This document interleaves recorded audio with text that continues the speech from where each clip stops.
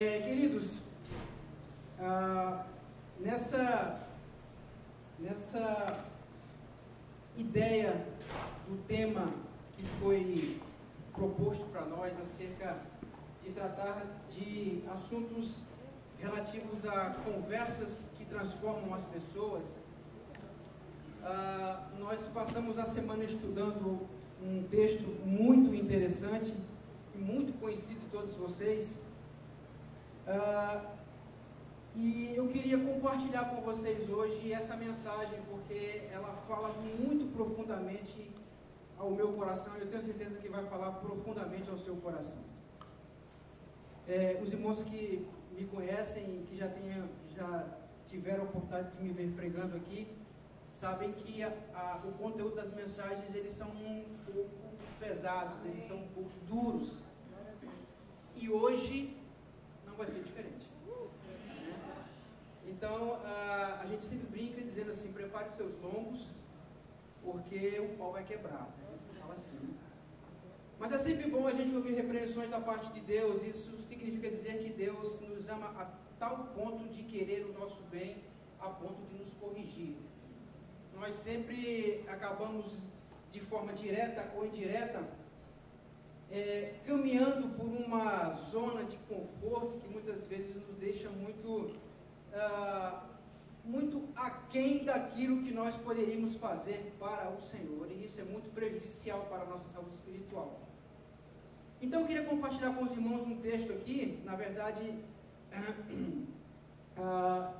são dois textos que se encontram no segundo livro do profeta Samuel. E nós vamos começar pelo capítulo 11,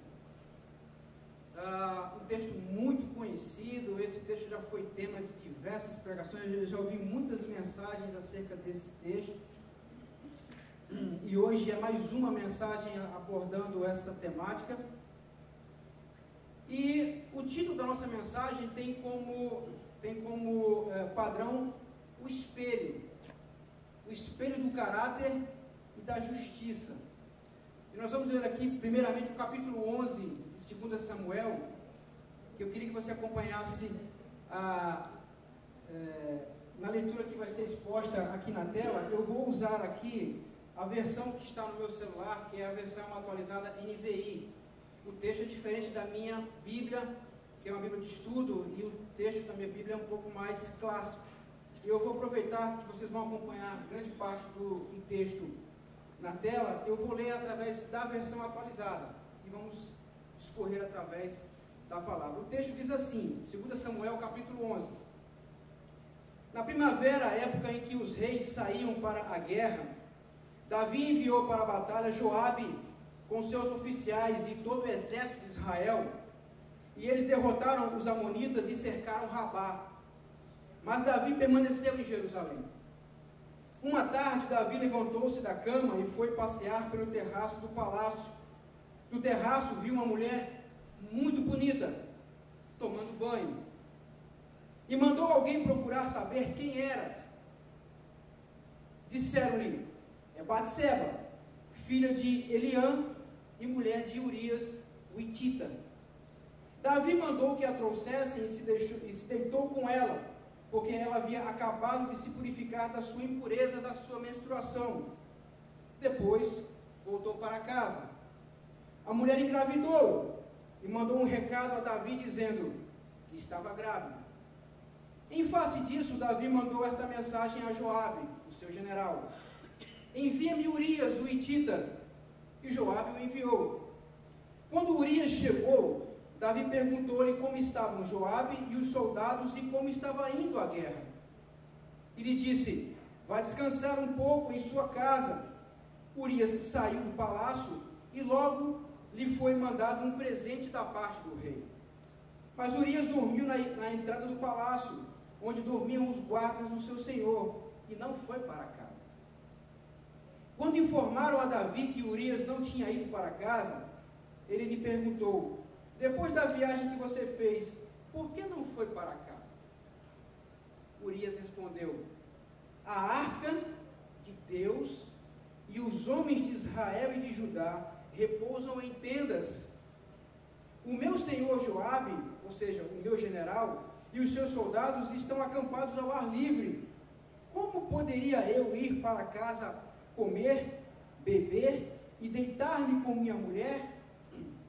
Juro por teu nome, ó rei, e por tua vida, que não farei uma coisa dessas. Então Davi lhe disse: fique aqui mais um dia, amanhã eu o mandarei de volta. Urias ficou em Jerusalém, mas no dia seguinte Davi o convidou para comer e beber e o embriagou. À tarde, porém, Urias saiu para dormir em sua esteira, onde os guardas do seu senhor dormiam, e não foi para casa. De manhã, Davi enviou uma carta a Joabe por meio de Urias, e nela escreveu: ponha Urias na linha de frente e deixe-o onde o combate estiver mais violento, para que seja ferido e morra. Como Joabe tinha cercado a cidade, colocou Urias no lugar onde sabia que os inimigos eram mais fortes. Quando os homens da cidade saíram e lutaram contra Joabe, alguns dos oficiais da guarda de Davi morreram, e morreu também Urias, o hitita. Joabe enviou a Davi um relatório completo da batalha, dando a seguinte instrução ao mensageiro. Ao acabar de apresentar ao rei esse relatório, pode ser que o rei fique muito indignado e lhe pergunte: por que vocês se aproximaram tanto da cidade para combater? Não sabiam que eles atirariam flechas da muralha? Em Tebes, quem matou Abimeleque, filho de Jerubessete? Não foi uma mulher que da muralha atirou-lhe uma pedra de moinho e ele morreu? Por que vocês se aproximaram tanto da muralha? Se ele perguntar isso, diga-lhe: e morreu também o teu servo Urias. O mensageiro partiu e, ao chegar, contou a Davi tudo o que Joabe lhe havia mandado falar, dizendo: eles nos sobrepujaram e saíram contra nós em campo aberto, mas nós os fizemos retroceder para a porta da cidade. Então os flecheiros atiraram do alto da muralha contra os teus servos e mataram alguns deles. E morreu também o teu servo Urias, o hitita. Davi mandou o mensageiro dizer a Joabe: não fique preocupado com isso, pois a espada não escolhe a quem devorar. Reforce o ataque à cidade até destruí-la. E assim insistiu com o mensageiro que encorajasse Joabe. Quando a mulher de Urias soube que seu marido havia morrido, chorou por ele. Passado o luto, ou seja, 7 dias, Davi mandou que a trouxessem para o palácio. Ela se tornou sua mulher e teve um filho dele. Mas o que Davi fez desagradou ao Senhor. Capítulo 11. Se parássemos por aqui, só com esse texto, já poderíamos ir para casa. O texto por si só, ele é autoexplicativo. Não precisa de uma boa exegese aqui para entender o texto. Não é necessário aqui uma boa hermenêutica para explicar o texto. Não é necessário se aprofundar tanto no hebraico para minuciosamente explicar o que aconteceu aqui. O caso é estritamente, escandalosamente um caso de pecado. É absurdo aqui o que está acontecendo aqui no capítulo 11. É algo diabólico, é algo infernal o que está acontecendo aqui no capítulo 11. E está acontecendo com um homem que a Bíblia diz lá em Atos capítulo 13, verso 22, Paulo chama esse homem Davi de um homem segundo o coração de Deus. É o único homem na Bíblia a quem é dirigido este título. É um homem segundo o coração de Deus. E que aqui neste capítulo 11 se comporta como um verdadeiro, um cruel, um tirano, assassino e adúltero. Quem era Davi? Davi era o herói de Israel. Davi era aquele homem que, quando ainda jovem, com seus 16, 17 anos, ele corta a cabeça do maior inimigo de Israel, que era o gigante Golias. Era um homem que olha para Golias e fala assim: você me vem com lança, com dardo, com escudo, eu vou diante de você em nome do Senhor dos Exércitos, a quem você, Golias, está afrontando. E derruba Golias com uma pedrada no meio da testa e corta-lhe a cabeça. É esse moleque de 16 anos que se torna o herói de Israel. É esse garoto que, além de ser o herói de Israel, ele é um compositor. Davi é responsável por 73 salmos dos 150 salmos que temos na nossa Bíblia. Além de ser compositor, ele é um cantor, ele é pastor de ovelhas, ele é líder, ele é rei. Ele é considerado o maior rei de Israel. Sobre Davi é depositada, é decretada uma bênção de cunho eterno. De Davi vai surgir o descendente que vai governar eternamente todo o mundo. Davi é um homem que, na Bíblia, são dispensados 62 capítulos que falam só sobre Davi. Só Jesus Cristo é mais falado na Bíblia do que Davi. No Novo Testamento, há 59 referências sobre Davi. É a maior referência do Novo Testamento. É um homem exemplar, é um homem que dispensa comentários. É um homem segundo o coração de Deus, mas Davi, ele tem uma mancha na sua biografia, e a mancha está aqui no capítulo 11. Todos nós temos uma mancha em nossa biografia, todos nós. Não importa se você é homem de oração, não importa se você é homem de pregação, não importa se você é homem que conhece profundamente as Escrituras, não importa se você é homem que tem muita intimidade com Deus, os homens que têm muita intimidade com Deus também têm uma mancha em sua biografia. Assim foi Moisés, assim foi Abraão, quando mentiu, dizendo que Sara era sua irmã e não era. Assim aconteceu com Paulo quando perseguia os cristãos até ele encontrar Jesus em Damasco. Assim era Pedro quando nega Jesus 3 vezes: eu não conheço esse homem, eu nunca estive com ele, eu não conheço ele. Todos nós temos uma mancha negra, estúpida, terrível, pecaminosa, infernal, cruel, incompassível dentro de nós. Davi não é diferente. E Davi aqui, ele se deixa levar por aquele que é o seu maior inimigo. Porque o inimigo de Davi não era Golias. Ele matou Golias. O inimigo de Davi não eram as nações que estavam à sua volta. Se você ler alguns capítulos anteriores aqui, você vai ver que Davi, ele derrota todo mundo. Ele derrota os filisteus, ele derrota os sírios, ele derrota os amonitas. Numa certa batalha, Davi mata mais de 65 mil sírios. É muita gente. Davi é um homem guerreiro, é um homem corajoso. Davi, quando ele mata Golias, lhe oferecido a filha do rei Saul. Saul, ele descobre que Mical, a segunda filha dele, está louca por Davi, apaixonada por ele. E aí Saul quer matar Davi, e o que é que ele faz? Davi, a minha filha quer casar com você, e eu aceito que você se case com ela, mas eu não quero o dote, eu não quero o seu dote, eu quero que você faça algo para mim, eu quero que você vá até os filisteus, lute com eles, e traga para mim 100 prepúcios de filisteus. Os irmãos sabem o que é prepúcio, né? Prepúcio, para os que não sabem, é aquela pele que encobre a genitália masculina. Os judeus, eles cortam essa pele quando eles são circuncidados. Os filisteus não eram circuncidados. Então, Saul fala assim: Davi, eu quero que você vá até os filisteus, guerrei com eles, e você traga para mim 100 prepúcios.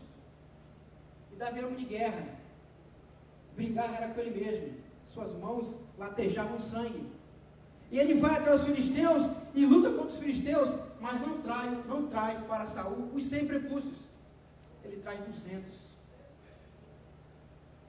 o cabra era macho, eu acho que ele era paraibano, lá da minha cidade, lá de Pombal, lá tem uns cabras meio assim, meio macho assim, eu acho que ele era de lá. Então Davi era um homem que ele não tinha medo do medo, ele não tinha medo do terror, ele não tinha medo do pavor, ele era um homem disposto a qualquer coisa, ele era o rei de Israel, então ele não temia os seus inimigos. Só que Davi, ele não contava com um inimigo que ele não podia ver, que ele não podia tocar, mas que estava dentro dele, era o próprio pecado dele.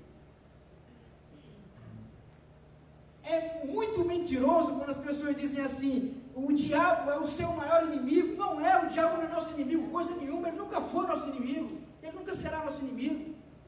O diabo, ele tem duas funções legais, juridicamente legais, de acordo com o tribunal de Deus. A função do diabo é nos acusar, é a primeira função, ele nos acusa, essa é a função dele. E a segunda função de Satanás, além de acusar, é nos seduzir. Somente isso. Mas o diabo não é o nosso inimigo, o nosso maior inimigo somos nós mesmos. Davi arrancou a cabeça de Golias, mas ele não conseguiu resistir ao inimigo que estava dentro dele, que se chama pecado. O seu maior inimigo é o seu pecado. Se você não lutar contra ele, você será destruído. Porque o pecado, ele tem muitas nuances. Por exemplo, o pecado, ele é oportunista. O pecado, ele é muito oportunista. Veja o que diz o verso 1 do capítulo 11. Decorrida a primavera, no tempo em que os reis costumam sair para a guerra, enviou Davi a Joabe e seus servos com ele e todo Israel, que destruíram os filhos de Amon e sitiaram Rabá, porém Davi ficou em Jerusalém. Era época de guerra, e nessa época os reis iam com seus exércitos para a guerra, mas Davi decidiu, assumiu por conta e risco próprio ficar em Jerusalém, na minha zona de conforto, no meu palácio real, na minha ociosidade. É tempo de guerra, Davi, é tempo de enfrentar os inimigos de Deus, e você vai ficar em Jerusalém. Irmãos, é tempo de guerra para nós. O Evangelho é a nossa bandeira. Nós temos que confrontar as obras das trevas com o avanço do Evangelho, pregando a palavra, destruindo as obras das trevas através da mensagem da cruz, da mensagem da luz. É nosso dever sair de Jerusalém e ir para a guerra, pregar o Evangelho, viver o Evangelho, não ficar na nossa zona de conforto.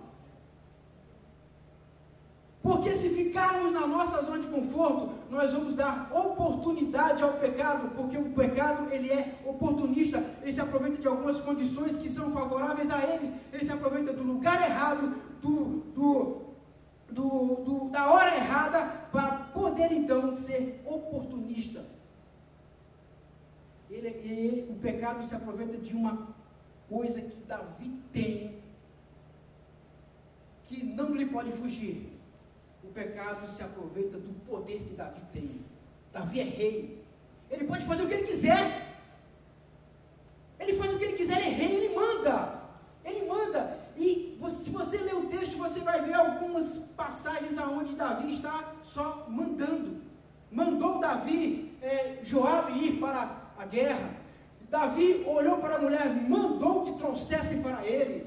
Davi está mandando, ele é rei, ele tem poder. O pecado se aproveita dessa brecha, desse gap que Davi dá acerca do poder que ele tem de exercer autoridade para então criar um momento para fazer com que Davi caia. E a sua queda é brutal, porque tira Davi do foco de Deus e foca no poder que ele tem. ou pelo menos do poder que ele acha que ele tem. Então o pecado ele é oportunista. Davi está ocioso, Davi está na sua zona de conforto, Davi está descansado. O texto diz que Davi estava dormindo, acordou de tarde. Acordou de tarde, o exército está guerreando, ele acorda de tarde, 2 horas da tarde, 3 da tarde, está ocioso, está muito satisfeito, deve ter comido um churrasco no dia anterior, passou direto, dormiu, enfim. Então o pecado ele é oportunista, o pecado também ele é muito sedutor. Veja o que diz o verso 2, uma tarde, levantou-se Davi da sua cama, do seu leito, e andava passeando, ele estava passeando no terraço, tranquilamente, enquanto o seu exército estava lá morrendo, os soldados estavam guerreando, ele estava tranquilo e calmo, estou no meu palácio, estou em Jerusalém, estava passeando no terraço da casa real. Daí viu uma mulher que estava tomando banho, e ela era muito formosa. O autor do texto faz menção da palavra, antes da palavra formosa, ele coloca, ela era muito formosa. A mulher era capa de revista. A mulher era escandalosamente bonita. A mulher era bela de face, a mulher era bela de corpo. E Davi, quando olha para aquela mulher, ele fica hipnotizado. Parei. Um detalhe, tá? Nesse momento aqui, se você ler os capítulos anteriores, aqui, na altura do campeonato, Davi já tem 7 mulheres. Ele já tem 16 filhos. Era macho, era paraibano esse cara. Ele já tem 7 mulheres aqui. Ele já tem 16 filhos. Mas ele agora fica fascinado por uma mulher que é diferente, ela é muito diferente. Ela é muito bonita. Ela é muito formosa. E Davi, ele fica seduzido por aquela imagem. E o pecado, ele é assim, o pecado, ele é sedutor. Porque o pecado, ele nunca se apresenta como algo feio. O pecado, ele nunca se apresenta como algo que é horrível. O pecado sempre se apresenta como algo belo, sempre como algo atraente, até certo ponto inofensivo. O pecado é assim. Foi assim no Jardim do Éden. Gênesis capítulo 3, verso 6, vai dizer assim: quando a mulher, Eva, viu que a árvore parecia agradável ao paladar, era atraente aos olhos e, além disso, desejável para dela se obter discernimento, tomou do seu fruto, comeu e deu ao seu marido, que também comeu. Então o pecado, ele nunca se apresenta de forma horrível, ele sempre se apresenta muito bonito. Ele quer chamar a sua atenção, ele quer te seduzir, ele quer te enganar. E ele engana Davi. A mulher era muito formosa, porque os olhos de Davi se atentaram para a beleza física daquela mulher. E os nossos olhos, eles são a porta de entrada para tudo aquilo que é tangível, aquilo que é palpável, aquilo que é palatável. Os nossos olhos desejam aquilo que nós vemos. Se eu colocar um bolo de cenoura aqui com chocolate, né, Gabriel? A gente mata o bolo, porque os nossos olhos estão desejosos em comer o bolo. Então, nossos olhos desejam aquilo que é tangível, aquilo que é palpável, aquilo que é palatável. E Davi, ele deseja aquela mulher com seus olhos, e é incrível isso, porque a Bíblia, Jesus vai nos advertir, lá em Mateus capítulo 6, 22, Jesus vai dizer: os teus olhos são a lâmpada do teu corpo. Se os seus olhos forem bons, todo o teu corpo será cheio de luz. Mas se os seus olhos forem maus, todo o teu corpo estará em profunda treva. Então o pecado, ele é sedutor, o pecado também, ele é sutil. Ele é sutilmente progressivo, o pecado. Acompanhe comigo, por favor, os versos. O verso 2 vai dizer que Davi vê aquilo que ele não poderia ver. Ele poderia até ter visto e ter virado as costas, mas ele viu, e viu, e viu, e viu. Ele viu o que ele não poderia ver. Segunda coisa, no verso 3, Davi procurou saber o que não era necessário saber. Ele usa do poder dele, ele mandou perguntar quem era aquela mulher. E ele obtém todas as informações necessárias para aquilo que ele queria saber. Ela é filha de Eliã e ela é casada. Deus dá um sinal para ele. Davi, ela é casada. Não dá. Mas ele desconsidera essa informação e parte para a terceira investida, porque o pecado ele é sutilmente agressivo. A terceira investida está no versículo 4. Davi, ele experimenta aquilo que era proibido. Ele vê a mulher, ele manda saber quem é a mulher, ele chama a mulher, ele agora experimenta, ele usa do poder palatável. Eu vou provar um fruto. Eu sou rei, eu mando. Aqui nessa bagaça quem manda sou eu. E o texto diz que ele, no direito do uso do seu poder, ele experimenta aquilo que era proibido. No verso 4, então nós temos aqui um pecado de adultério. E de acordo com a lei de Moisés, em Êxodo capítulo 20, verso 10, e Deuteronômio 22, 22, vai dizer que a mulher que é pega em adultério, ela teria que ser morta, ela e o homem também. O rei não estava acima da lei. A lei estava acima de todos, inclusive do rei.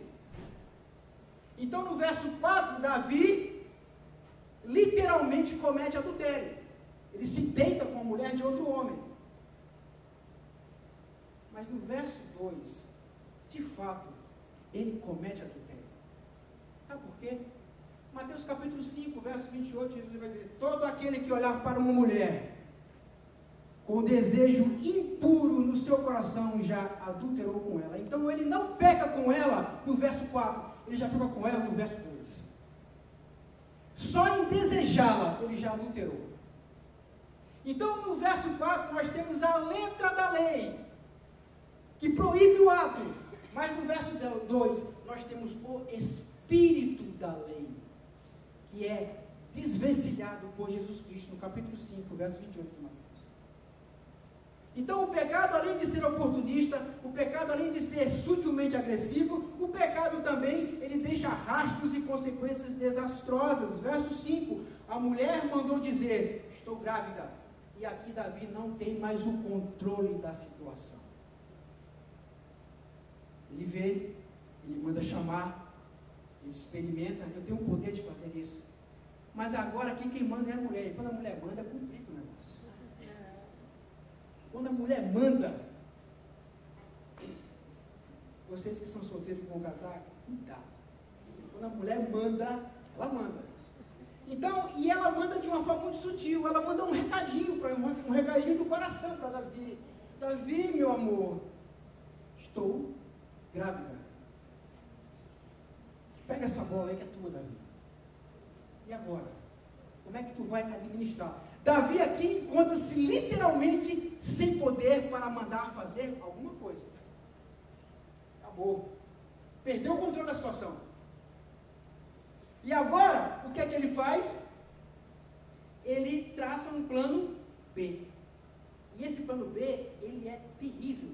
Porque esse plano B, ele vai mostrar realmente quem Davi é.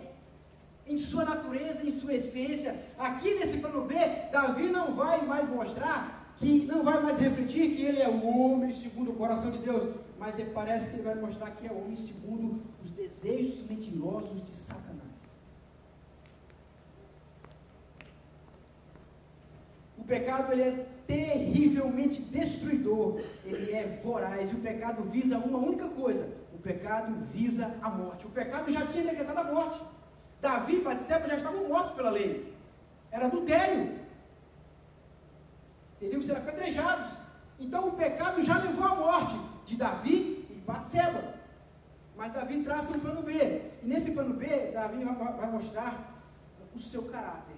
E o pecado tem essa particularidade. O pecado ele tem o poder de perverter o nosso caráter. Ou seja, o Davi mostra realmente quem ele é. Ele é dissimulado, ele é mentiroso, ele é mal intencionado, ele é malignamente tendencioso. ele é egoísta, ele é interesseiro. Davi aqui já é um assassino. Aqui ele já é assassino. Não estamos falando de Davi.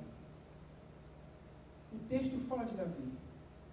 Mas na prática, o texto está falando de você, de mim. Você é Davi. Eu sou Davi. O texto está escancarando as nossas debilidades, as nossas fraquezas, as nossas imundícias internas. É isso que o texto está mostrando. O texto fala de Davi, mas ele reflete a nossa realidade. E aqui Davi, ele mostra quem de fato ele é. Davi está aqui mostrando para mim e para você quem de fato você é e quem de fato eu sou. É só ter oportunidade. Então Davi, além de ser assassino, e o pecado, além de perverter o coração, o caráter de Davi, o pecado também tem o poder de levar a perverter o coração de alguns. Por exemplo, Davi, agora que é um mau caráter, está tentando agora mudar o caráter de uma outra pessoa. De quem? De Urias. E aqui entra a primeira conversa. A conversa de Davi com um espelho. E o espelho aqui que Davi está experimentando ver é o espelho do caráter. E o caráter de Davi, o mau caráter de Davi, está dando de frente com o bom caráter de Urias. A conversa entre Davi e Urias dá a entender que o homem segundo o coração de Deus é Urias e não Davi. Está aqui no texto. O texto é claríssimo. Vamos acompanhar. Verso 7, por favor. Em diante. Verso 7 vai dizer assim. Cadê? Estou cego aqui, Jesus. Vindo, pois, Urias a Davi, perguntou este: como passava Joabe? Como se achava o povo e como ia a guerra? Disse Davi a Urias: desce a tua casa e lava os teus pés, ou seja, deita com tua esposa. Saindo Urias da casa real, logo se seguiu um presente do rei. Porém Urias se deitou à porta da casa real com os seus servos do seu senhor e não desceu para a sua casa. Informaram a Davi: o camarada lá que tu queria que fosse lá para casa lá deitar com a mulher lá, e não foi, meu irmão. O cara dormiu com a gente aí. Não é possível. Chama ele aqui. Urias era hitita, ou seja, ele era eteu, ele não era hebreu. Urias não era judeu, ele era de um outro povo que se converteu à fé de Davi. Só que Urias era homem de fé, Urias era crente. E Davi fala assim: por que você não foi se deitar com a sua mulher? E Urias, ele usa a resposta de Urias, ela é muito interessante, porque ela confronta o caráter de Davi. Urias começa dizendo o principal. Urias não responde falando de Joabe, Urias não responde falando dos exércitos, Urias responde começando dizendo o seguinte: a arca está junto com o exército. Ou seja, a arca para os judeus representava a presença de Deus. E ele fala: Deus está na guerra, Deus está com os exércitos, Deus está com Joabe, Deus está lutando pelo seu povo. Eu não posso dormir com a minha mulher, porque Deus está na guerra e eu estou aqui. Não posso fazer isso. Não vou fazer isso. Não vou desobedecer a Deus. Não vou fazer isso. Não vou dormir com a minha esposa, gozar dos benefícios dos prazeres sexuais com a minha esposa, enquanto meus irmãos estão morrendo no campo de batalha. E Deus está lá com eles.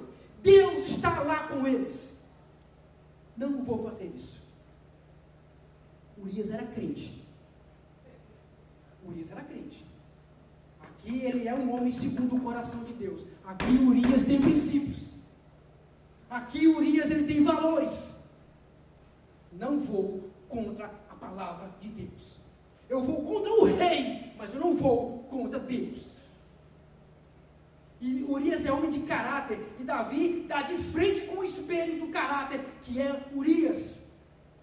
E a pergunta é: nessa história aqui hoje, posso colocar? Nessa história aqui hoje, quem é você? Você é Davi ou você é Urias? Nesse contexto dessa conversa aqui.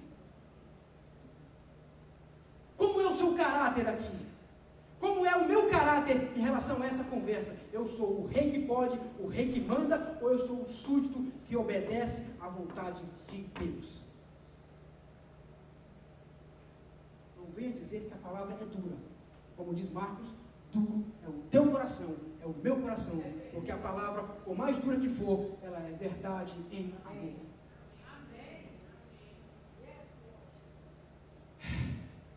E aqui nós temos um confronto de um rei com um súdito.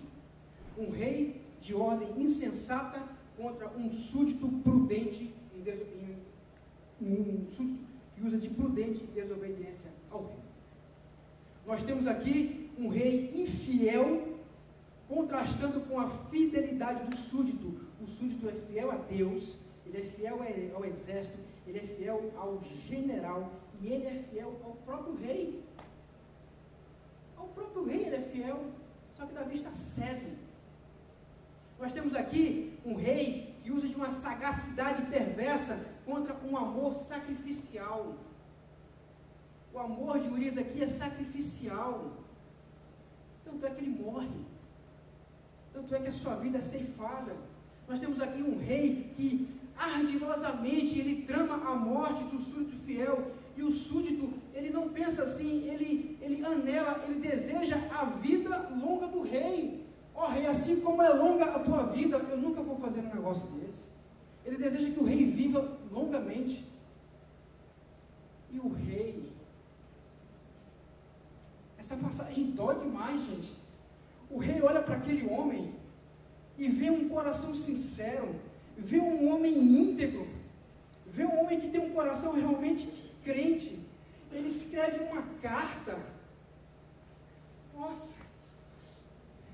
Ele escreve uma carta, e nessa carta está a sentença de morte do seu súdito, do seu servo. Ele pega aquela carta, sela com o anel do rei, entrega na mão do servo e fala: entrega essa carta ao general Joabe. O servo sai do palácio carregando a sua sentença de morte. Se ele fosse desonesto, no meio do caminho ele abriria a carta e dizia: opa, o rei quer me matar? Não, de jeito nenhum. Mas ele é tão fiel que ele não abre a carta, ele entrega a carta nas mãos do general Joabe. Joabe pega a carta, ele lê a carta. Urias está aqui, ele lê a carta. Mate Urias.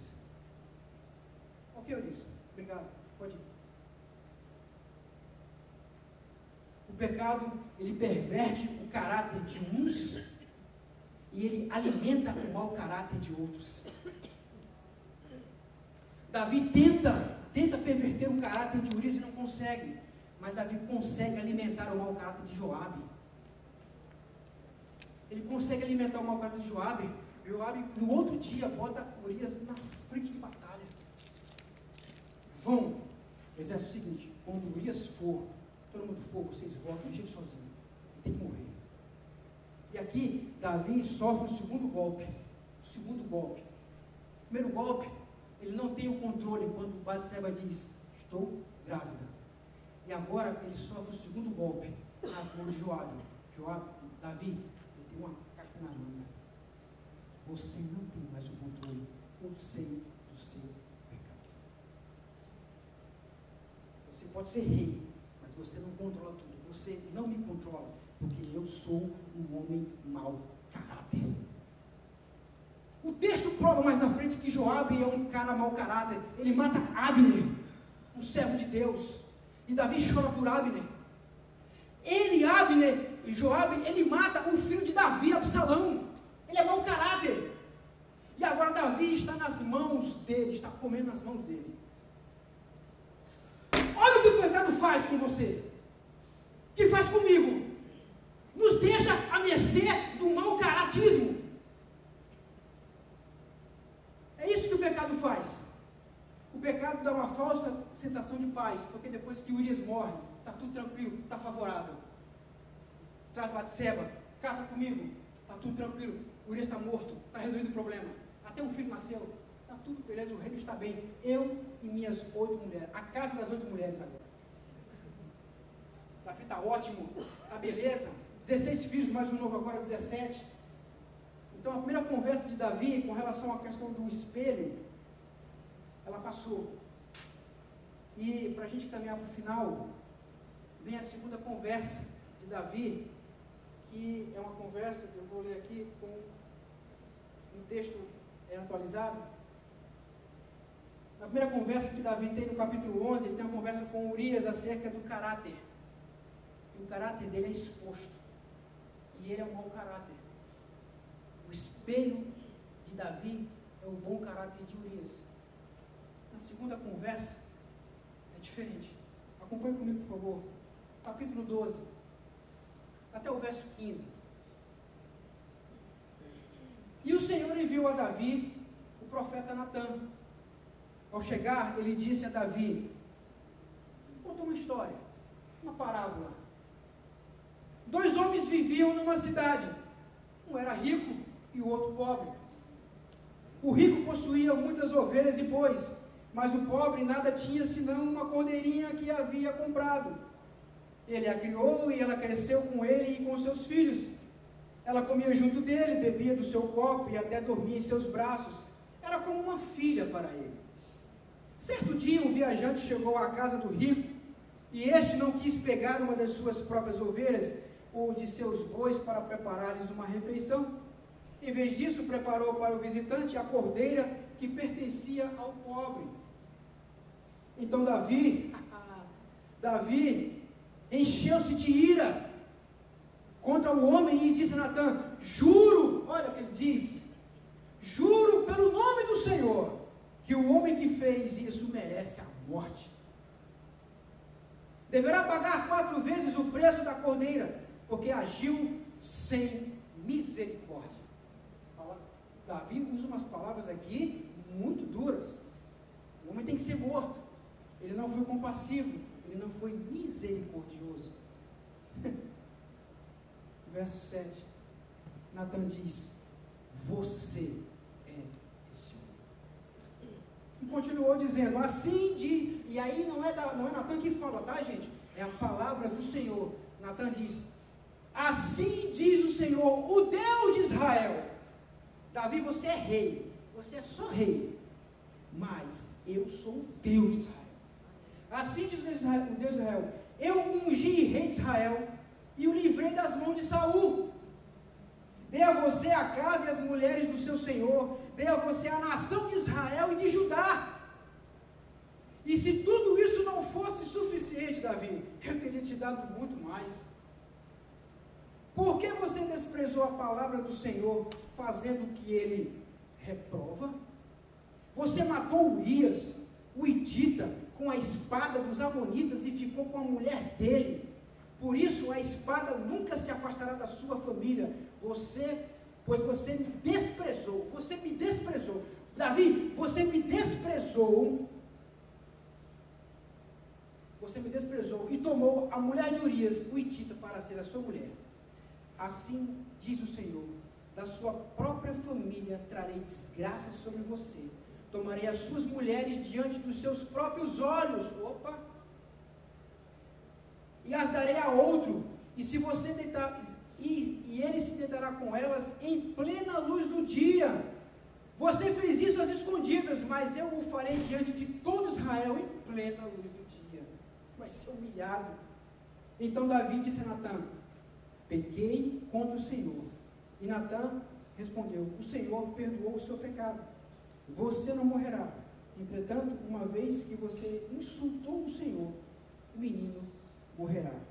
E Natã foi embora para a sua casa.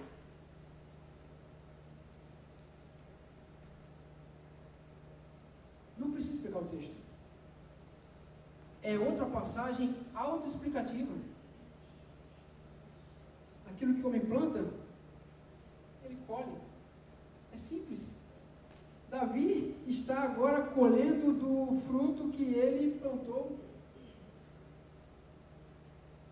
Ele agora está vendo as consequências do seu pecado. E aqui, Davi tem um novo encontro com o espelho. Se com Urias, Davi teve um encontro com o espelho do caráter, Aqui Davi está tendo um encontro com o espelho da justiça. Deus é um Deus justo. Ele não deixa impune os meus pecados, nem os seus pecados. Deus não é menino. De Deus não se zomba, não se brinca com Deus. Ele é o rei do universo. O universo está na palma das suas mãos. E você não brinca com ele. A palavra justiça aqui é uma palavra absoluta. Deus está sendo absolutamente justo com um homem absolutamente mau caráter. Um homem profundamente pecador, assassino, cruel, incompassivo. Porque a justiça é uma palavra abstrata. E ela trata de dois pontos importantíssimos. Justiça trata de princípios e valores. Justiça só pode ser exercida na sua prática e na sua totalidade se ela abordar princípios e valores. Caso contrário, não é justiça. E aí Deus honra e preza pelos seus princípios e pelos seus valores, não pelos princípios e valores de Davi. Mesmo ele sendo rei, mesmo ele sendo o rei de Israel. Mesmo sendo um homem segundo o coração dele. Justiça trabalha com o princípio de proporcionalidade e impessoalidade. Deus é impessoal. Ele trata você do jeito que ele tem que tratar, ele trata você do jeito que ele tem que tratar, ele trata você do jeito que ele tem que tratar, porque ele é Deus, ele conhece você, conhece você, conhece você, conhece a mim, do jeito que nós não nos conhecemos. Salmo 139, que é um salmo de Davi, diz que ele sonda e esquadrinha os corações dos homens. Cantamos aqui hoje, ó profundidade da riqueza, da sabedoria e do conhecimento de Deus. Quão insondáveis são os seus juízos, quão inescrutáveis são os seus caminhos. Quem, pois, conheceu a mente do Senhor? Ou quem foi o seu conselheiro para dizer a ele, Deus aqui está sondando Davi, está dizendo, Davi, agora eu vou usar a minha justiça, coisa que você não usou, eu vou usar a minha justiça. E justiça é um atributo comunicável de Deus, dentre tantos outros. Por exemplo, Deus é amor, Deus é bom, Deus é misericordioso, Deus é santo. Isso são atributos comunicáveis, ele comunica às pessoas. Logo também Deus é justo.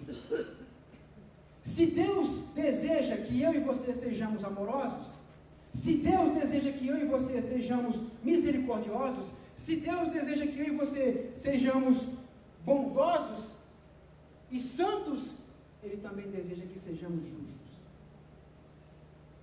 Porque ser bom sem ser justo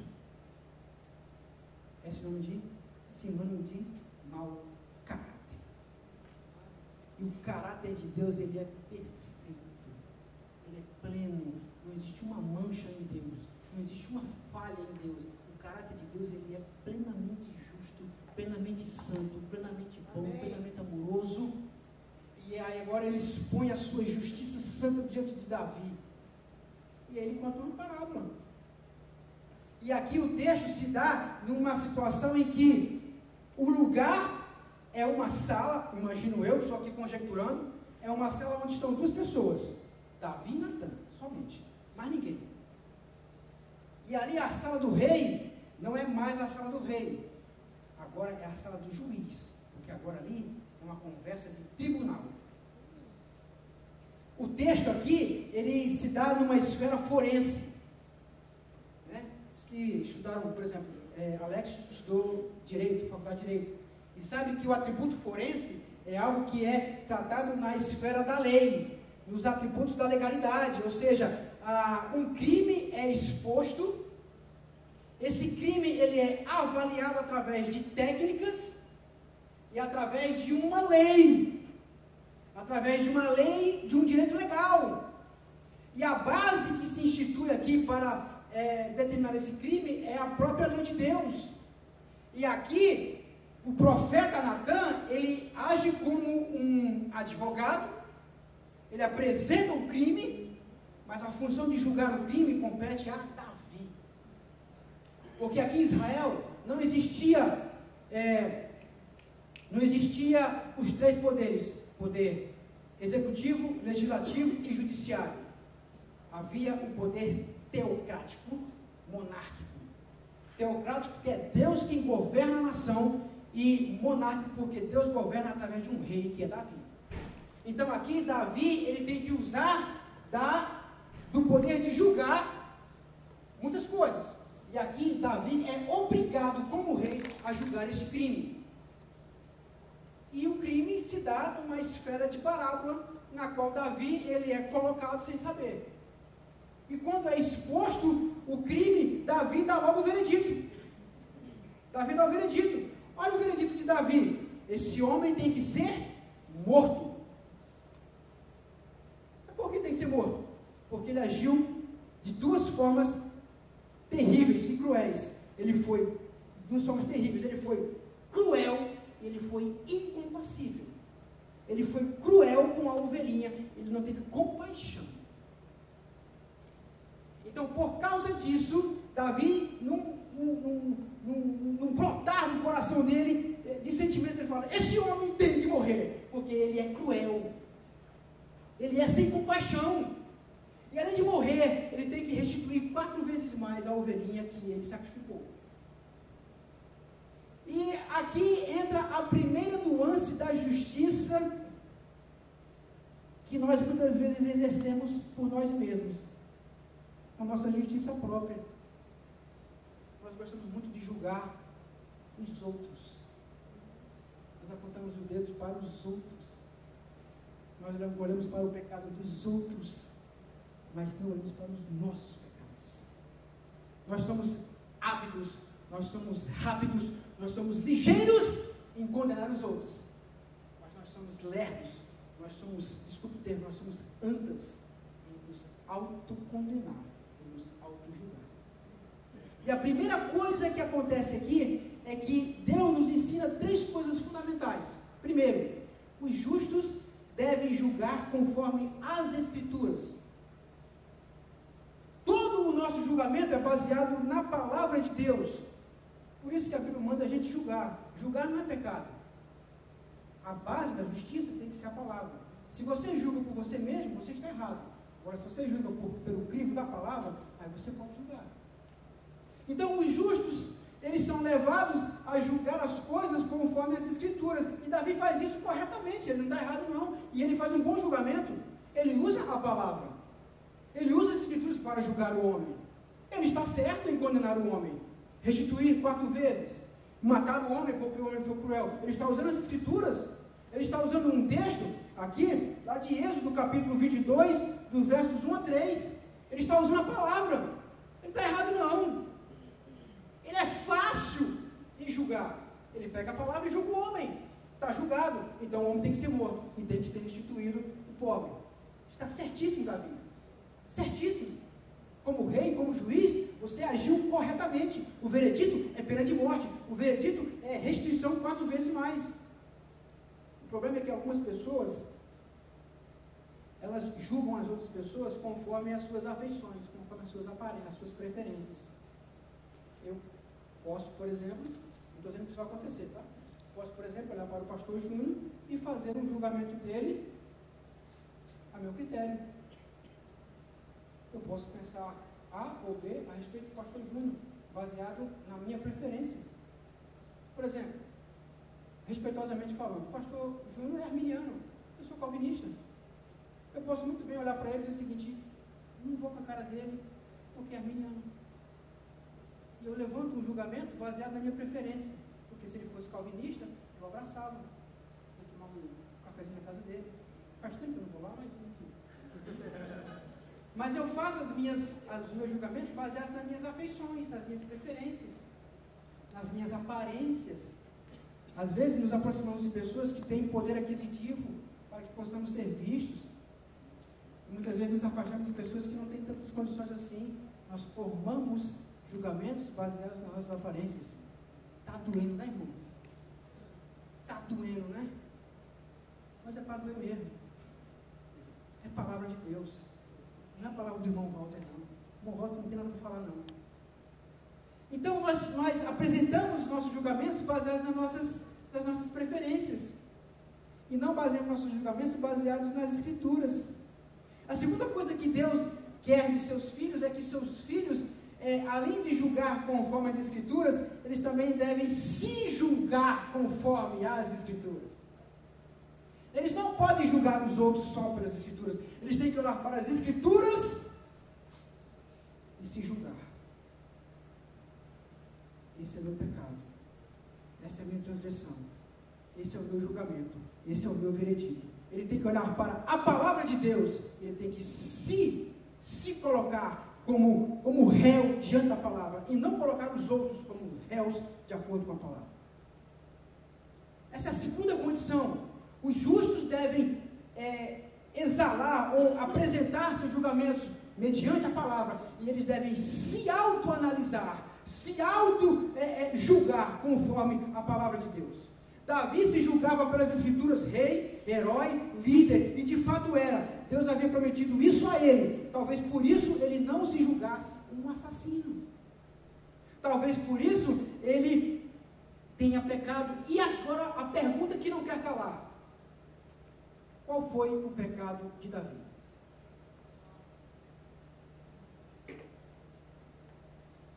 Se você disser que o pecado de Davi foi cometer adultério, está errado.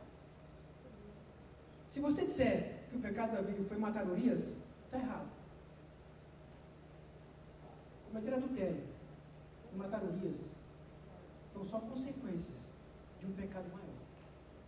E o pecado de Davi, ele está explicado aqui no verso 8 e no verso 10.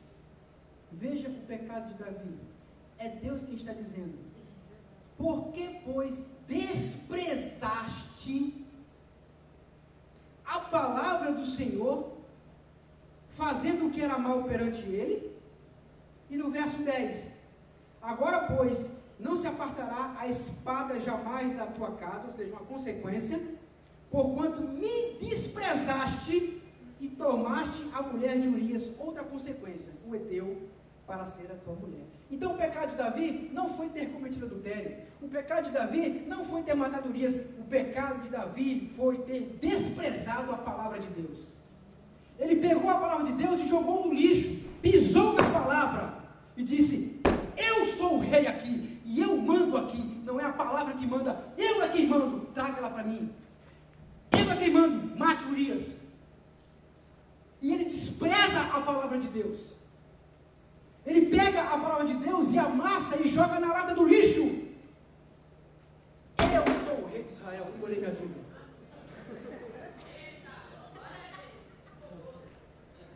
Vou botar na máquina. Desculpe.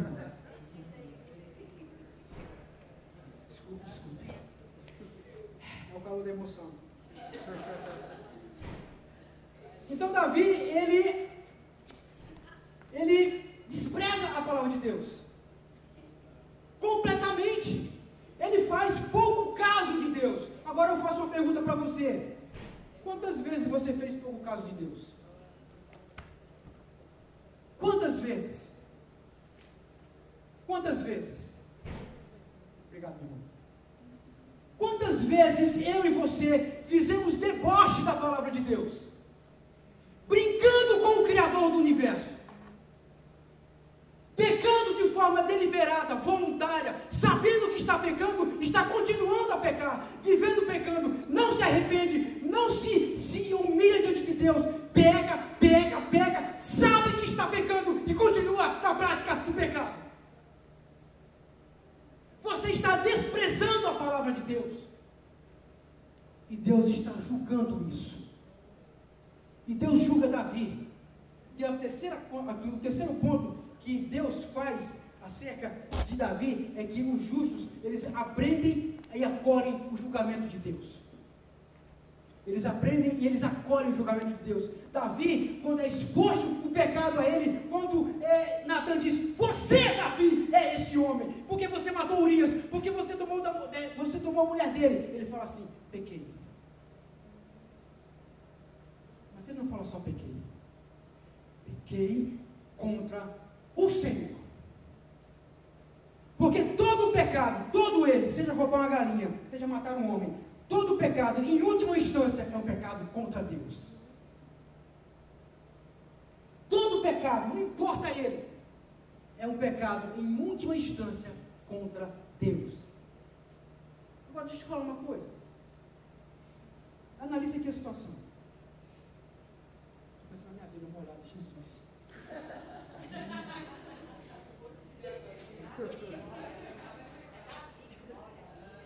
Pense na situação. Se os ímpios, os perversos, os maus, que não andam conforme a palavra de Deus, cometem atrocidades, impiedades, maldades, crueldades, serão devidamente julgados por Deus. Imagine os que se dizem crentes, os que conhecem a palavra, os que arrotam santidade, os que pisam em religiosidade. Imagine esses. O juízo para eles será maior, muito maior.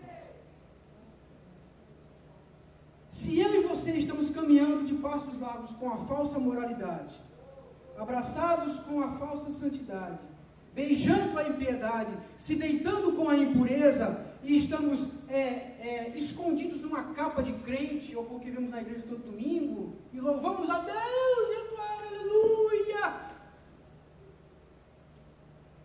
mas vivemos uma vida de crueldade, de julgamento. E acredite, você não precisa pegar uma arma e cravar no peito do seu irmão para matá-lo. Você já está matando o seu irmão com as suas próprias atitudes. Você fala mal dele.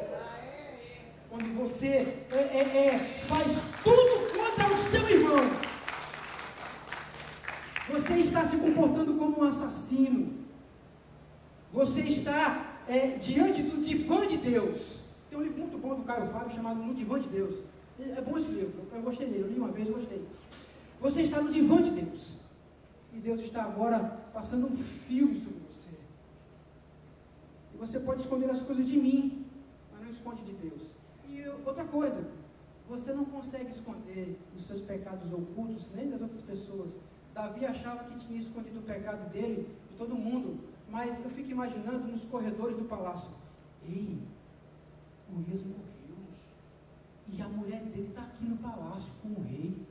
Rapaz, o rei mandou matar Urias. Você acha que isso não corria a boca miúda não, no palácio, não?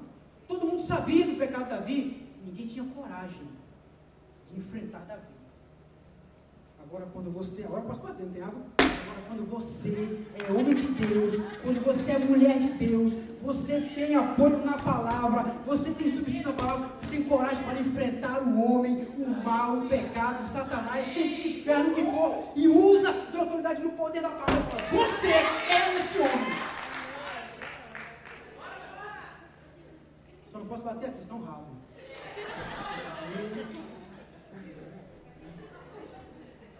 Quando você está sob a autoridade da palavra de Deus, e quando você é homem de fato de Deus, você tem poder para encarar o rei como Natan encarou. Você é esse homem, Davi. Porque você vai mandar me matar, Davi? Como você fez com Urias? Você está dentro de um profeta de Deus. Um homem que estava em casa, e Deus diz, vai lá e fala para Davi aquilo que ele está escondendo todo mundo, mas não escondeu de mim. Eu sou Deus.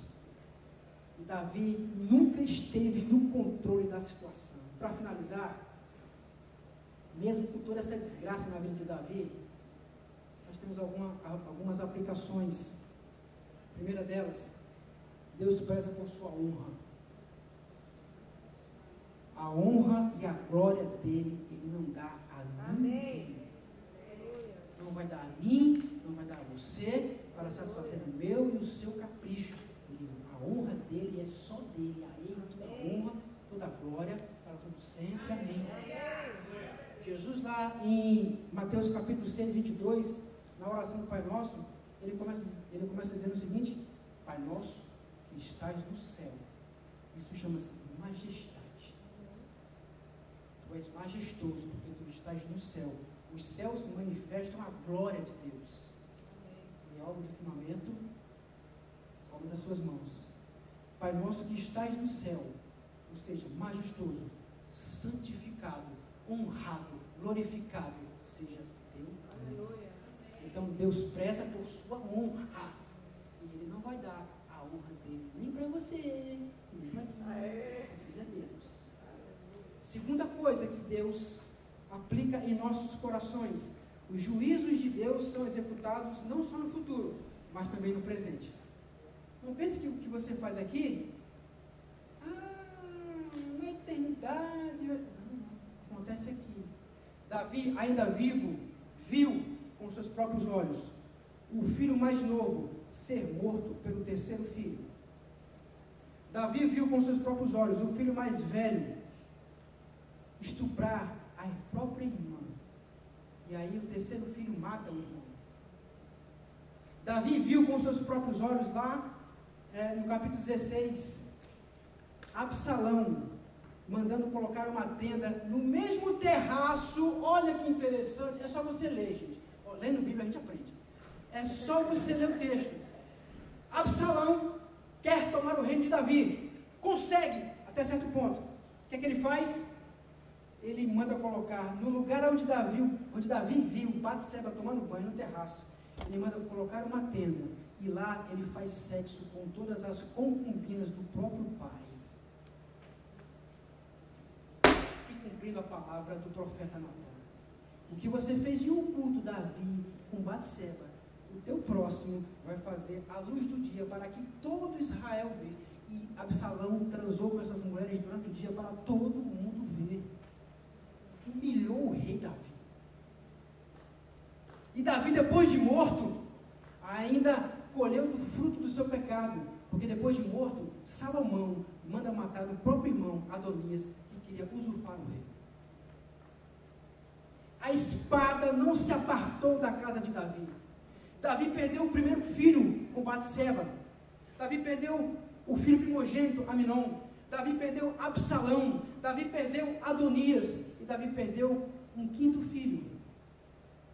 930 anos depois, esse filho estava sendo crucificado na cruz do Calvário.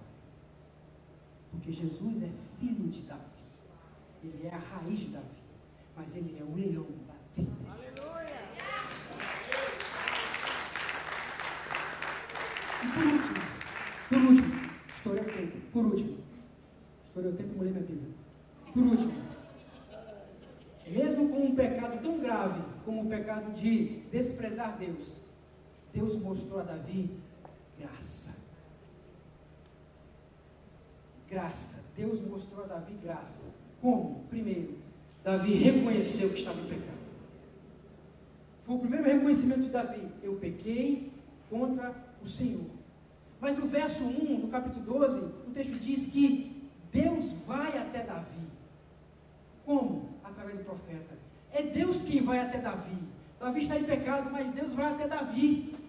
Adão está em pecado no paraíso. Adão está escondido por trás da árvore, das figueiras. Mas é Deus quem vai até Adão. Adão está afundado no pecado, está nu, está envergonhado. Mas mesmo assim em pecado, Deus vai até Adão e diz: Adão, Adão, por onde estás? Por onde andas? Deus oferece graça a mim, a você. Você está no pecado, eu estou no pecado, mas Deus está dizendo aqui hoje: eu estou te procurando, eu estou aqui para te perdoar os seus pecados, estou aqui para te dar graça. Venha, venha e venha enquanto eu estou lhe chamando. E segundo, Deus perdoou o pecado de Davi antes de Davi pedir perdão. Porque o texto diz, Davi diz assim: pequei contra o Senhor. Ele só fala isso. Aí Natan continua: mas o Senhor perdoou o teu pecado. Davi nem pediu perdão, e Deus já tinha perdoado o pecado dele. Eu quero terminar. Vai ser minha última palavra.